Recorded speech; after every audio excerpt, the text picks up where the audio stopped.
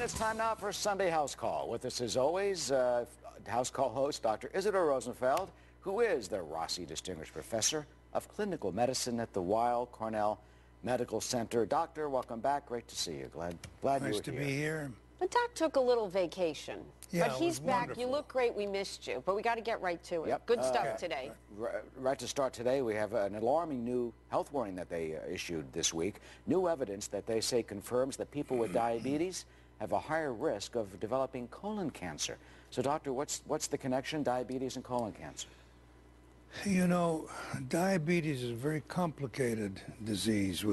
We know it as simply a high sugar, and you may need insulin, but it has other ramifications. For example, people with diabetes are more prone to having heart disease and vascular problems and so on. Now it turns out that people with diabetes are also more vulnerable to colon and rectal cancer. What the association is and what the mechanism is, I don't know. But if you're diabetic, you should get routine checks of your bowel, whether it's with a colonoscopy or with stool specimens. Bear in mind that you are somewhat more vulnerable. I don't want you to go through life worrying about you going to have cancer, but every once in a while get checked out for it, because your risk of those cancers is a little higher if you have diabetes. And it's really important to get colonoscopies. They say especially after age of 50, you should certainly be checked.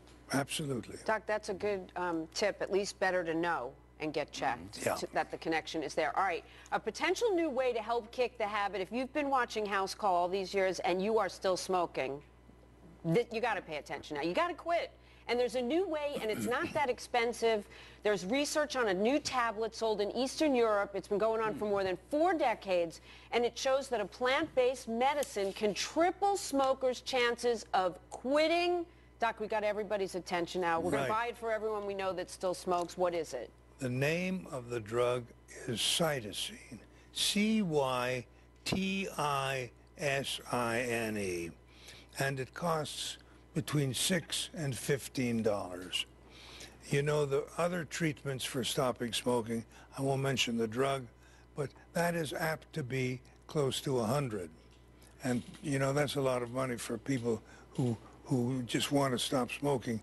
So if you have the smoking habit and are motivated to quit, speak to your doctor and ask for a prescription for the cytosine, C-Y-T-I-S-I-N-E.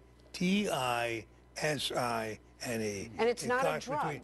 It's a plant-based natural supplement? So health food store to get that? No, I think...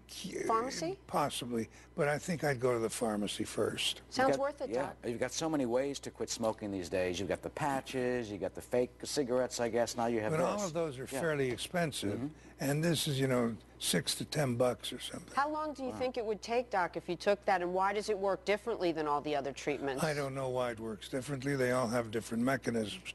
You know, smoking is first of all, is a dependency on the tobacco, on the nicotine, which is a habituating drug, and then there's the psychological things.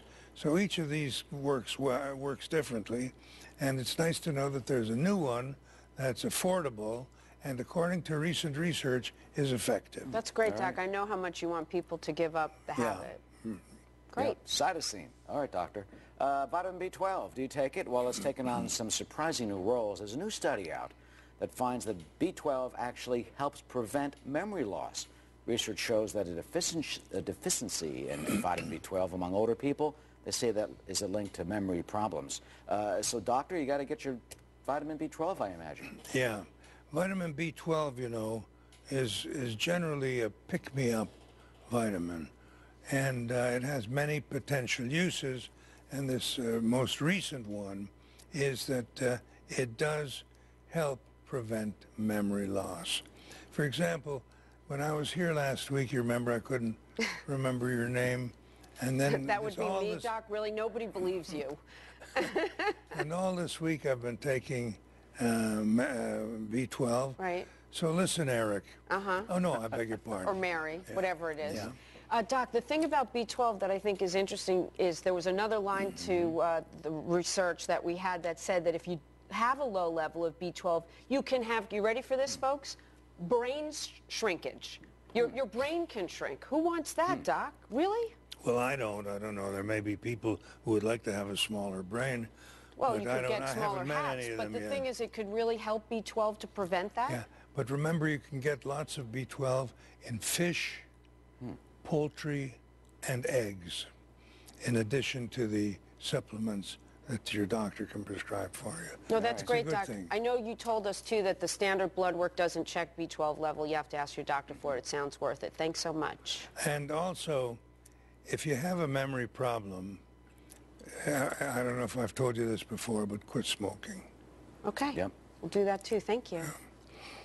All right, well, we've all heard it before, an apple a day keeps the doctor away, and it turns out that that old adage may do more than just that. There's a new study that found that eating apples, also white flesh fruits and vegetables, could help prevent strokes. Which ones, Doc?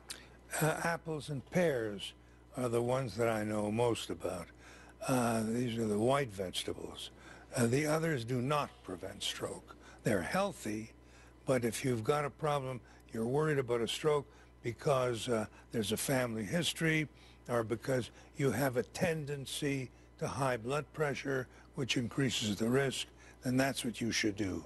Have plenty of these white fruits and vegetables. So research shows they're more potent and powerful in the prevention than others? Absolutely. Than the orange, red, and purple fruits. Well, you never really think of the color of fruits usually when you go and pick them out. You see what you like. So we'll keep an apple a day. You're right, Doctor. Yeah.